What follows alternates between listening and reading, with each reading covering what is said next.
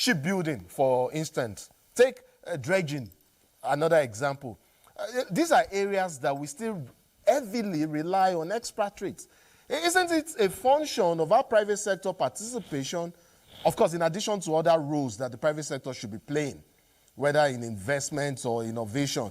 Or what is the challenge really? Are the incentives on ground not enough to encourage greater participation of the private sector in some of these areas? Okay, so the laws are there that should, where these laws were promulgated to encourage the private sector, but the implementation of these laws are at best dismal.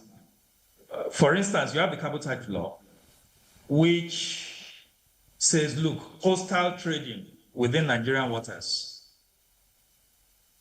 must become the exclusive preserve of Nigerian vessels. Vessels owned by Nigerians, crewed by Nigerians, and even maintained in Nigeria.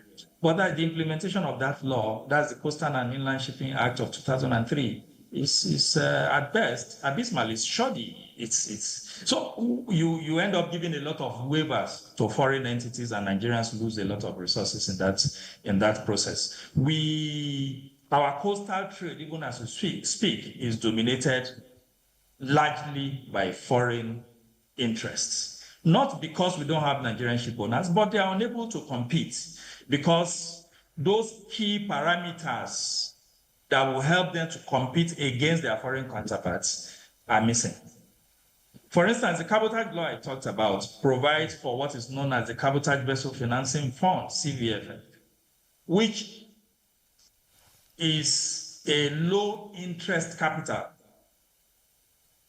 that will help Nigerian vessels to acquire vessels, Nigerian ship owners to acquire vessels and maintain their vessels so that they can compete against their foreign counterparts. But the CVFF, more than 20 years down the line, is just there.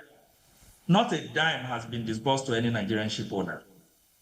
Okay, so these are the issues. The idea was develop capacity from coastal trade, then you go to international water trading.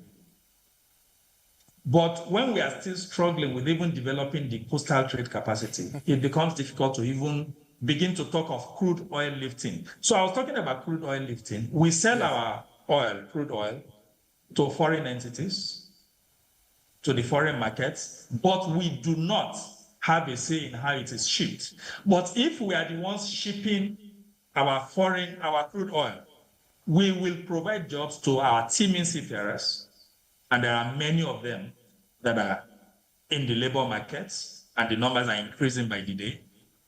By doing the shipping of our crude to the international markets, we will also retain more value in country. And I understand up to a third of the value we derive from crude oil will also accrue as foreign earnings to us if we do the shipping of our crude. The same thing in terms of importation. More than 5,000, well, there was a dip last year. Last year it was just a bit over 4,000 vessels came into this country, bringing in various imported items. Not one of those vessels is owned by Nigeria. Not one. And that has implication in cost, in terms of cost. So the capacity, yes, I agree with you, is missing. But shipping is capital intensive. It is long-term investment. Government support is inevitable, which is not being forthcoming.